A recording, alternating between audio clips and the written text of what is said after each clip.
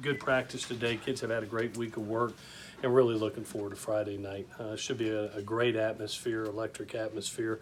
Good Utah team coming in, top 10 team, and worthy of their ranking. And always a big game when you get to play a Coach Whittingham team. They'll always come in prepared, and we look forward to the challenge and can't wait till Friday night. So with that, I'll take any questions that you got. Will Amon Ra be available on Friday? He practiced today. He looked good, and we'll play it by ear. But he went out there today, felt really good, felt a lot better than the first couple of days, just a sore foot. But we'll lean on where he's at tomorrow and his confidence, and then make a decision. Is that Bayless who kind of would play? You know, we've really right now Bayless is helping Pitt out at the outside position with his speed. You know, you have Amon Ra inside, Drake inside, John Jackson inside, and you got Tyler and Munir on the outside right. So all those guys will have to help us, and they'll do a great job. They're all ready to go. Any chance Greg Johnson will be out there? Or is that... Yeah, he's medically cleared. He's ready to go. He's practiced the last couple of days, has looked really good, and he's ready to go for us. What about Isaac Taylor-Stewart? I probably questionable at best right now. We'll see where he is over the next couple of days, but that'll be he'll have to get medically cleared first. What is it with him? Just concussion protocol. I think Chris Steele would step into his spot if yeah. You know, Chris has played a lot of ball and played, you know, basically game 2 and 3. If you go back and watch that tape, man, he's been lights out. So, you know, we have Elijah Griffin, we have Chris. We've got some young kids that are ready to step up. Greg can always go back outside. Max Williams is getting healthy and looks really good. He's available for this week, which is great. So we're getting we've lost a couple and we've gained a couple, and so getting Greg back and getting Max back was great. What's Christian Rector's status? You know, he's fighting through the ankle. He's practiced this week. You know, I'm going to sit down with him tomorrow and kind of visit with him, see where he's at confidence-wise.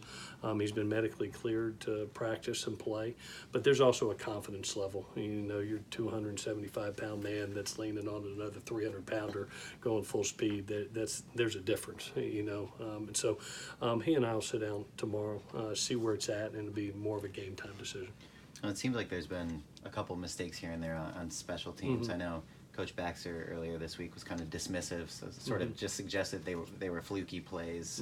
In terms of the special teams, where do you feel like those units are at right now, or how do you feel they've performed? You know, we've had some big plays, and when you look at the first 3 games, some really explosive plays that have changed games. I think of Bayless's kickoff return in the first game, and all of a sudden, you know, that's probably the difference in that game. You think about the blocked field goal with Big Austin Jackson coming in there. I think about a 52-yard field goal by Chase. You know, so you know we have done a nice job with our coverage units. Really haven't given a pitch to hit basically on punt. On kick cover, we've let one out. We have let one out that led to a score. But I think we are progressing. You know, it's not perfect right now. But Coach Bax has got it going in the right direction, and there's been some huge plays. You want your special teams to be special, and when you look at making the plays that they've made, the big plays they've made in the first 3 games, that's what you want, and then the consistency of making sure that they don't get the big play, and that's what you want your special teams to get done. Knowing that Keaton might be under more pressure in this game, what have you talked to him about looking for?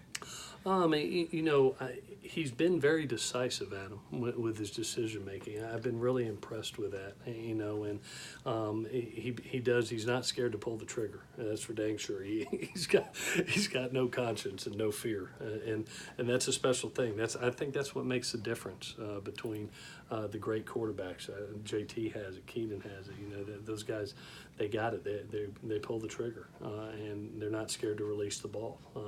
And so for me, it's take the same approach you took for Stanford.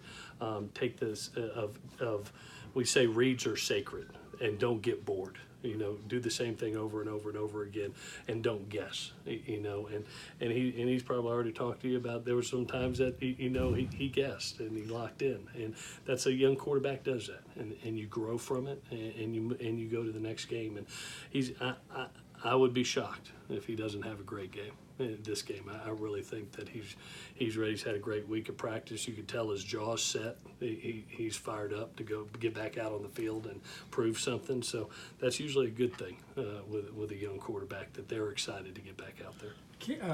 I guess Graham said he kind of protected Keaton in the second half up there. He kind of, didn't go all out with him after the 2 interceptions. How does that work? I don't know if it's protection, Dan, rather than just being smart, that taking what the defense gave you. When you're facing a team that's just dropping every time and just basically rushing 3, you got to be disciplined enough to mix in the run and stay balanced. And we actually ran that ball. We ran the ball more than we threw in that. And I thought Keaton settled down nicely and really. After that, had a nice spell of just protecting the football, whether it was running it. He checked the ball down to the backs, I think 6 times in that game, if I'm right. Didn't stop when the opportunity was there, pulled the trigger, and when it wasn't, did it. And just, in overtime, got locked in. Got locked in on that last 3rd down. So I thought it was a smart play, really, by Graham to be able to say, this is what the defense is doing. We've got good backs. Let's use all 3 of them, and we did. And ended up rushing for 170. Ever a thought that if you're going to really have to run the ball, that maybe even consider a quarterback who can run it a little bit? Where you? Well, Keaton's very athletic, and can do that. There will be times that Graham can go to some of that if he wants to. But one of the things that we've got to be careful of, Dan, you're sitting here with 2 scholarship quarterbacks, and the availability to how much do you want to run the quarterback, because he's 1 hit away from being out, and now you're down to 1. So we've got 3 really talented backs right now that I think are doing a really good job both running the ball and out of the backfield. So we're leaning a little bit more on them and protecting the quarterback as much as we can. There's been a lot of talk about the pay-for-play bill here in California. How do you feel that would impact running a football program in the state? That's way above my pay grade, to be honest with you. I know it is a huge topic of discussion right now, not only in the state of California, but nationally. I think other states have talked about coming up with a similar bill. It sounds like it's not going to be available till 2023.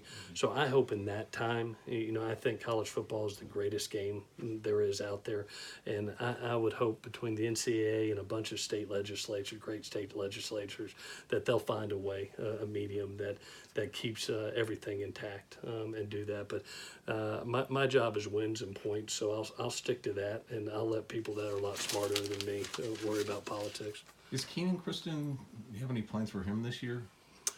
Keenan, Keenan is one of those kids that I can see getting some opportunities as we progress later in the season. I love his speed and what the looks that he's giving our defense right now, the plays he's making in 7-on-7 and things like that. He's a great runner as well as a guy out of the backfield. And I go back to that rule, Scott. The best rule we've had in my career is the 4-game rule. And, this is our 4th game. And between our personnel department, our coach staff, we're actually sitting down this Sunday after our 4th game and basically saying, okay, this is where we're at. This is how many games each kid has played. I have a huge spreadsheet that has how many plays each player played offensively, defensively, and special teams wise. So you can address the issue if a kid's maybe only playing 7 to 8 plays and he's played in 4 games.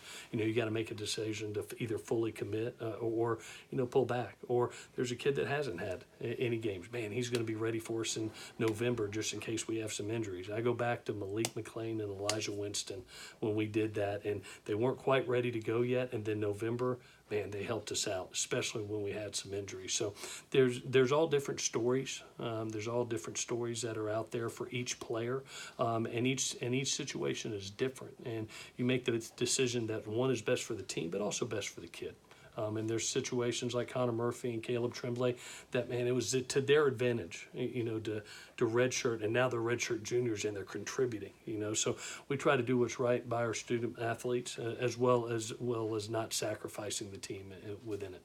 How much did you are the early plays on offense scripted? How much- Say it one more How time. far along in the game are the plays scripted when you start? Graham, I think, does a great job. He gets input from the offensive staff as well as what he's seen. And I actually saw it today. They got all the plays on the board, and then he dots the ones that he feels confident in, and those are usually our first 10. We practice those on Friday. We walk through them again on Saturday, so the kids are really confident in them. And you look at what we've done in the first 3 drives, 2 touchdowns and a field goal. Every first drive has been a scoring opportunity. That'll be a great challenge versus a team that only gives up 9 points a game and 239 yards a game, and one of the better defenses in the country. But we look forward to that challenge, and I appreciate the preparation that Graham and the offensive staff put into it. They put a lot into it, and we've had early success with it. Thank you, guys. Thanks, Appreciate Brian. it. Thanks.